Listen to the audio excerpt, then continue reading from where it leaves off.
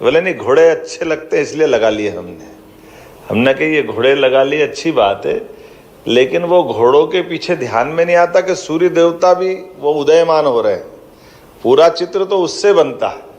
तो हमने वो सुबह के सूर्योदय के दृश्य को अपने सामने लाने के लिए वो आजकल चित्र मिलते हैं बहुत अच्छे से, उन चित्रों के आधार पर सूर्य से हमको ऊर्जा मिलती है, इसलिए वो हमारी उस भाव का प्रकटीकरण है।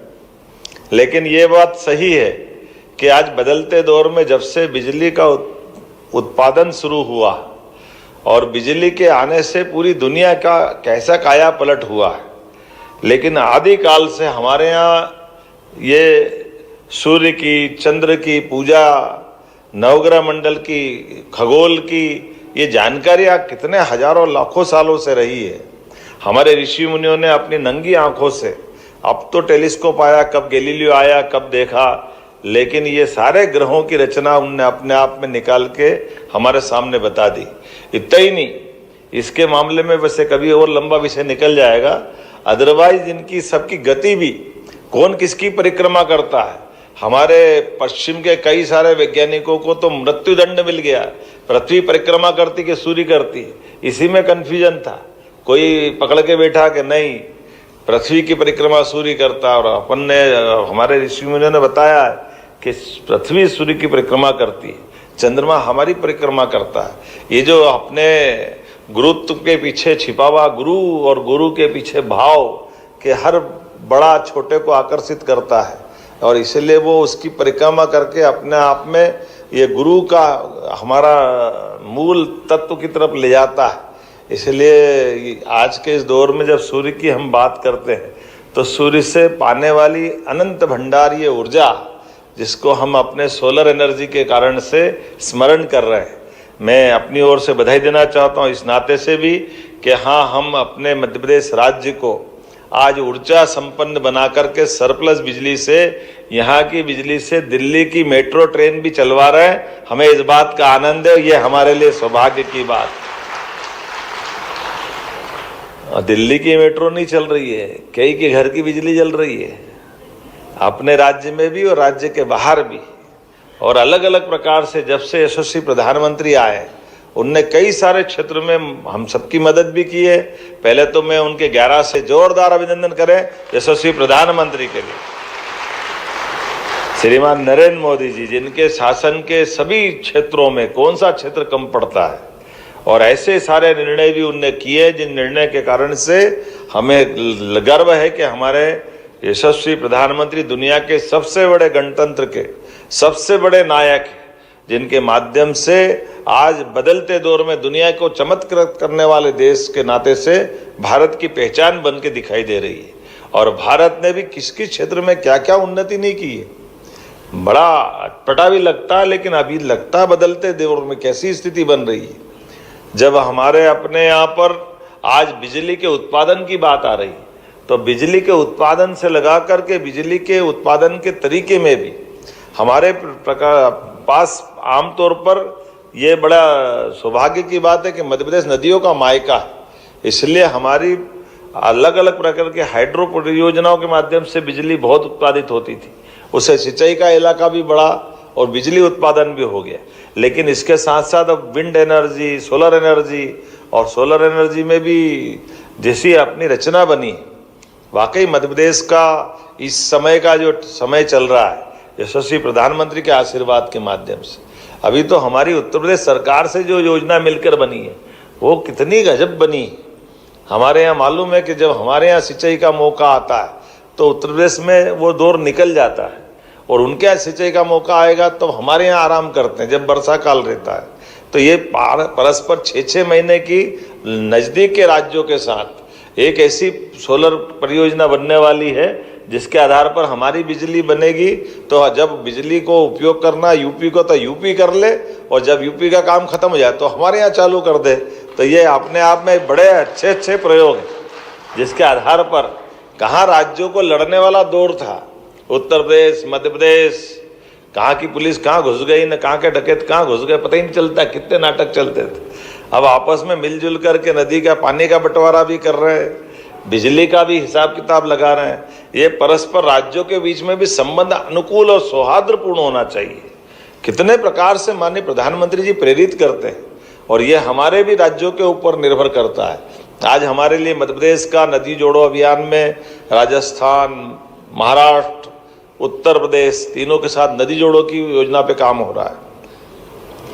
बिजली उत्पादन की मैंने बात की है और हमारे में से भी ये जो कुसुम ए, कुसुम बी, कुसुम सी, ये क्या कमाल कर रहे हैं। सूर्यनारायण देवता भी ऊपर से आशीर्वाद दे रहे हैं और हमारे लोग भी दिमाग तेज चला रहे हैं सब दूर से आगे बढ़ने के लिए।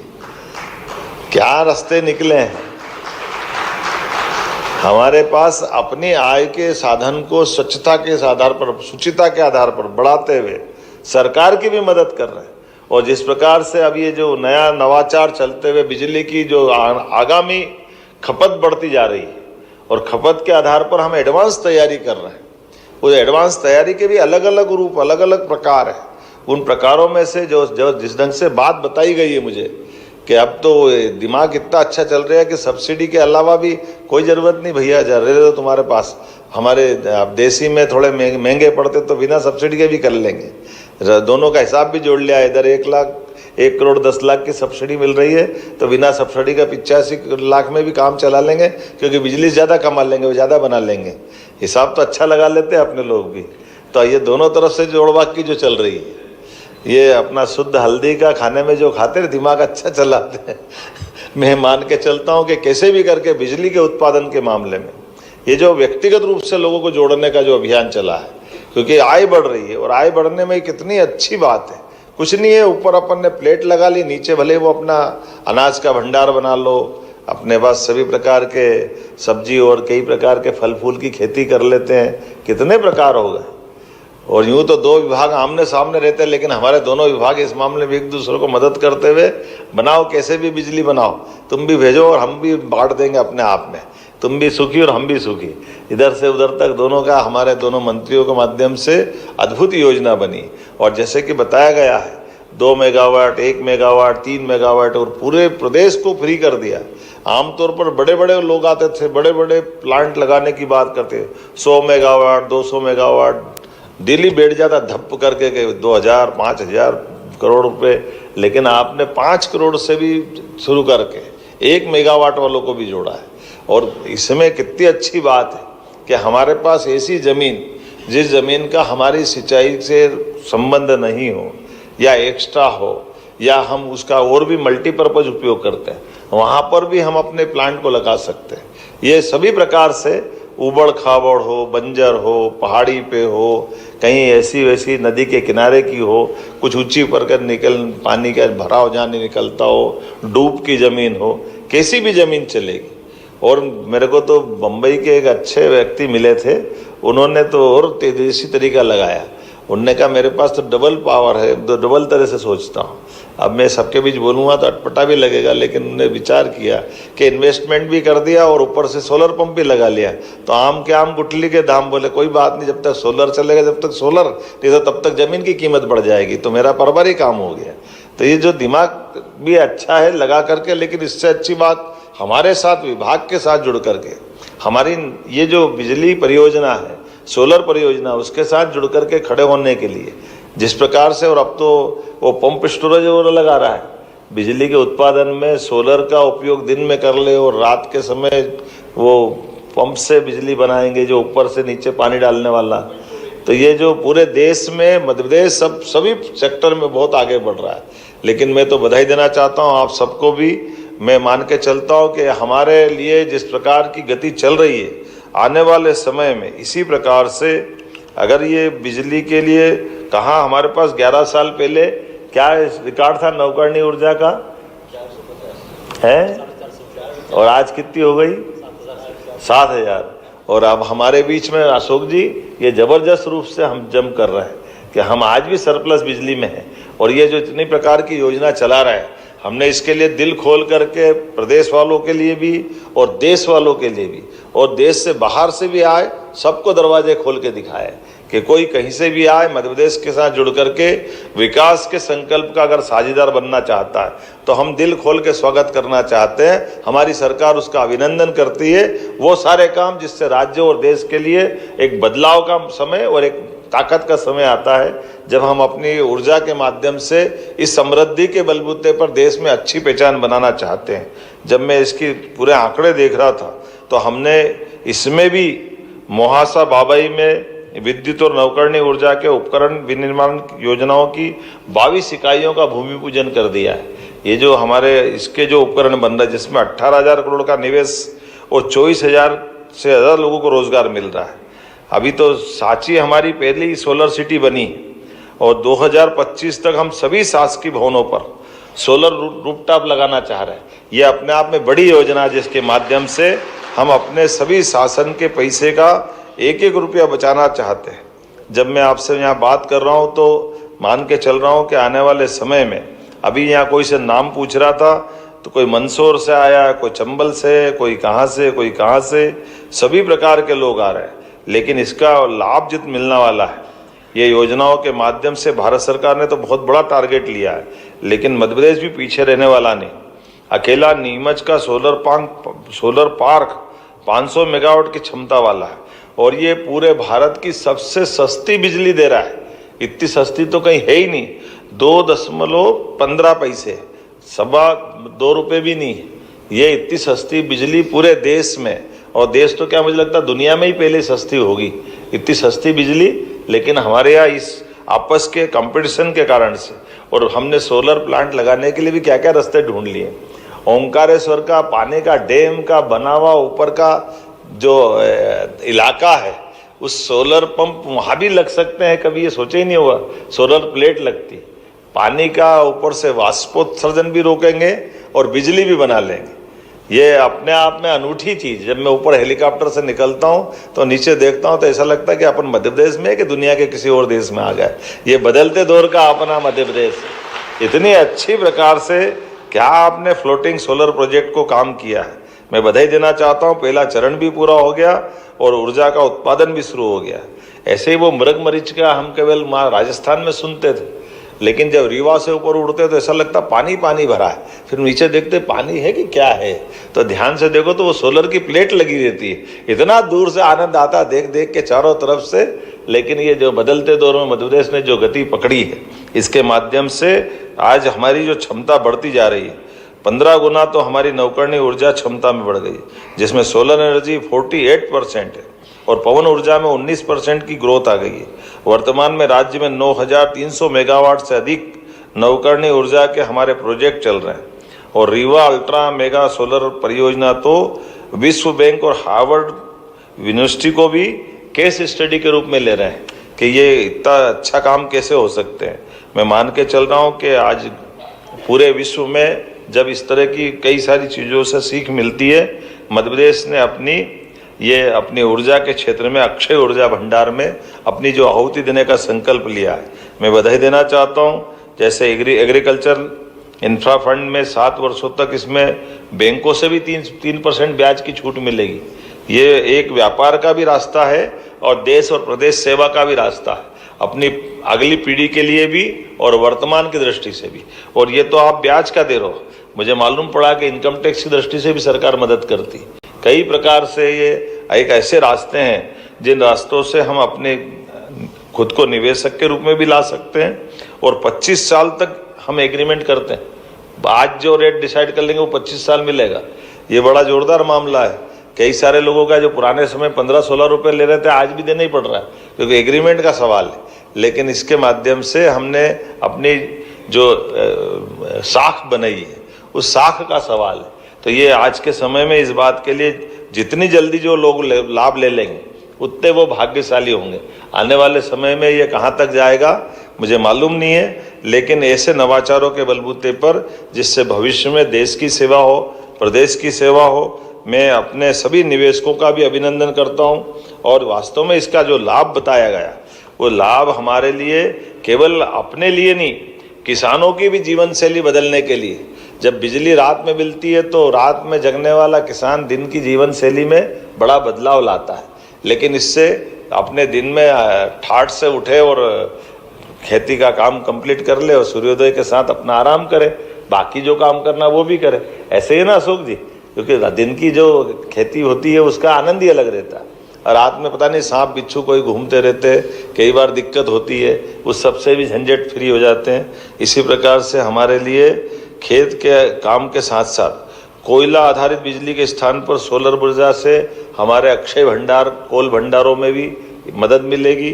साथ ही साथ हमारे लिए खासकर सब्सिडी के मामले में भी राज्य सरकारों के लिए जिस प्रकार की दूसरे लोड पड़ते हैं, सोलर एनर्जी एक बार लगाने से बड़ा लाभ मिलेगा। मैं अपनी ओर से एक बार फिर सभी मित्रों को बधाई देना चाहता हूं, और हमारी सरकार ने तो एक काम और किया है कि हमारे किसानों के लिए भी अभी लगभग 2 लाख हमारे टेम्परेरी कनेक्शन के और 30 लाख परमानेंट कनेक्शन वाले बिजली वाले सारे किसान अपने राज्य में बिजली का उपभोग करते हैं। वो हमारी सिंचाई के संसाधनों में इन बिजली के उपभोक्ता बनकर के विभाग के साथ अपना एक संबंध बनाते हैं। लेकिन हमारी सरकार माननीय हमारे सभी आगंतुक अतिथियों को बताना चाहेंगे, हमारी सरकार ने तय किया कि धीरे धीरे करके किसानों को भी उनके पैरों पे खड़ा करते हुए ये बिजली के बिल से भी छुट्टी दिला देंगे। अभी तो हमारी सरकार लगभग ये 60,000 के आसपास का उसको 5 हाउस पावर का कनेक्शन पड़ता है। ऐसे में हमारे द्वारा 7,500 रुपये उससे लेते हैं, 52-53 हज़ार रुपये की सब्सिडी हम उसको देते हैं, और उसके बलबूते पर 18-20 हज़ार करोड़ का साल का हमारे बजट पे लोड पड़ता है। हमने कहा कि आने वाले समय में इससे भी झंझट फ्री करके ये 18-20 हज़ार करोड़ हमारे राज्य के विकास के मामले में लगाएं, और किसान पे भी जो लोड पड़ता है, किसान को अगर उसके हाथ में बिजली के उत्पादन की क्षमता देते हुए उसकी समृद्धि लाना है तो जो 7,500 रुपये लेते हैं वो भी बंद कर दे। इसलिए सोलर पंप की प्लान बनाया। मैं विभाग को बधाई देना चाहूँगा कि आने वाले 3 साल के अंदर ये 32 लाख कनेक्शन लगाने का ये जो संकल्प किया है वाकई ये अद्भुत, जिसके माध्यम से अब बिजली के बिल से भी छुट्टी हो जाएगी। किसान अपनी खुद की बिजली उत्पादित करेगा, अपनी खेती खुद की करेगा, और उसके साथ साथ वो अपने पैसे बचा करके समृद्धि भी लाएगा। लेकिन विभाग और आगे बढ़ के बात कर रहा है, अब कोई मीटर ऐसा भी लगाएंगे, अभी तक तो वो हमसे खरीद करके मीटर से हिसाब लगा करके अपने को बिल पेमेंट करता था। आने वाले समय में किसान को हम बिजली के भुगतान के लिए पैसे देंगे, वो ज़्यादा बिजली अगर उत्पादित करेगा तो सरकार उससे खरीदेगी, और सरकार के द्वारा किसान को नगद पैसा दे करके उसकी समृद्धि की कामना की गई। विभाग ऐसे सारे कामों में आगे बढ़ रहा है। मेरी अपनी ओर से बधाई देता हूं, और उम्मीद करता हूं कि जिस प्रकार से आज का ये हमारा खास करके जिसमें 11 साल के पूरे होने के अवसर पर कल हमने अपने यशस्वी प्रधानमंत्री के 11 वर्ष पूरे होने के अवसर पर सांस्कृतिक कार्यक्रम करते हुए न केवल मोदी जी को बधाई दी थी, आज हमने कैबिनेट के माध्यम से भी कई सारी सौगातें देते हुए दिन की कैबिनेट भी माननीय मोदी जी के 11 साल के अवसर पर उनको समर्पित की है, जिसके आधार पर हमारी प्रेस और मीडिया को मालूम पड़ा है हमने अलग अलग क्षेत्रों में सरकार की योजनाओं का लाभ देते हुए, लेकिन उसमें सच्चे अर्थों में ये हमारा आज ये साल इसका और महत्व इस नाते से भी है कि स्वर्गीय भारत रत्न अटल बिहारी वाजपेयी जी की ये 100वीं जन्म शताब्दी चल रही है। ऐसे में अटल जी का उनका अपना भाव था, और उनके जो शब्दों में था कि भारत की आत्मा सच्चे अर्थों में गांवों में बसती है। छोटे छोटे गांवों के अंदर गांव अपने पैरों पे खड़े हो जाए, उनके समृद्धि आए। ऐसे में अटल जी के भाव को स्मरण करते हुए यशस्वी प्रधानमंत्री ने वो सारी योजनाओं को लागू किए। अटल जी ने प्रधानमंत्री सड़क योजना लागू की थी, अब माननीय प्रधानमंत्री के माध्यम से स्वर्ण चतुर्भुज योजना, उन सारी योजनाओं को जो कांग्रेस के शासनकाल में बंद कर दी गई थी, उन सारी योजनाओं को न केवल पुनर्स्थापित किया गया बल्कि पुनर्परिभाषित करते हुए अब ग्रीन फील्ड और नए नए प्रकार के NH के और नए प्रकार के रोड निकाल रहे हैं। लेकिन उतना ही नहीं, एयरपोर्ट, मेट्रो, सभी प्रकार के सेक्टर में बढ़ावा देने के लिए। लेकिन सबके बीच में सबके लिए आखिर में जरूरत क्या पड़ेगी? कितना भी विकास करो, विकास की आखिरी कुंजी, आखिरी जान बिजली में आती। इसलिए बिजली उत्पादन जब तक हम नहीं करेंगे तब तक विकास बाधित रहेगा। हम सब संकल्प करें, सभी प्रकार की ऊर्जा के क्षेत्र में हम समृद्ध हों, अपनी भूमिका उसी प्रकार से निभाते रहें। मेरी अपनी ओर से सबको बधाई, बहुत बहुत धन्यवाद। भारत माता की जय।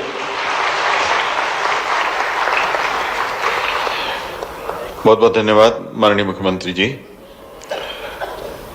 प्रबंध संचालक मध्य प्रदेश ऊर्जा विकास निगम लिमिटेड श्री अमनबीर सिंह बैस जी से विनम्र आग्रह है कि कृपया आप माननीय मुख्यमंत्री जी तथा मंचासीन अन्य विभूतियों को आज के अवसर पर स्मृति चिन्ह भेंट करें।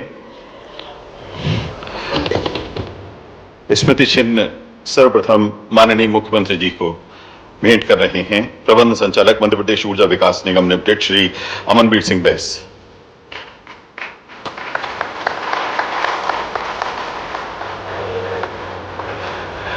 अब स्मृति चिन्ह माननीय मंत्री महोदय नवीन एवं नवकरणीय ऊर्जा विभाग श्री राकेश शुक्ला जी को।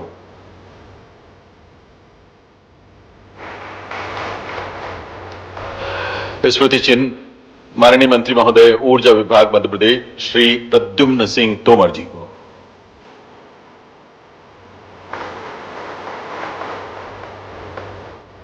माननीय मंत्री पिछड़ा वर्ग एवं अल्पसंख्यक कल्याण विमुक्त घुमंतु एवं अर्ध घुमंतु कल्याण विभाग श्रीमती कृष्णा गौड़ जी को। हमारे बीच में पधारे माननीय सांसद बिहार से श्री अशोक यादव जी को।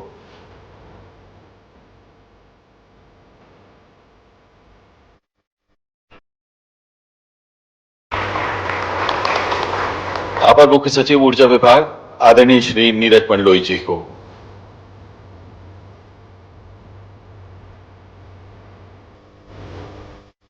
एवं प्रबंध संचालक Madhya Pradesh power management company limited Shri Avinash Lavania ji को। बहुत बहुत धन्यवाद आदरणीय भाई साहब। अब आपसे आग्रह है कि कृपया आप धन्यवाद के 2 शब्द कहें। मैं धन्यवाद ज्ञापित करना चाहूँगा माननीय मुख्यमंत्री जी का, जिन्होंने आज हमें इस कार्यशाला में उपस्थित होकर इस योजना के क्रियान्वयन के संबंध में मार्गदर्शन दिया। मेरा धन्यवाद माननीय मंत्रीगण ऊर्जा विभाग एवं नवकरणीय ऊर्जा विभाग को, जो उन्होंने अपना वक्त निकाला और आज हमें प्रोत्साहित किया। धन्यवाद ऊर्जा विकास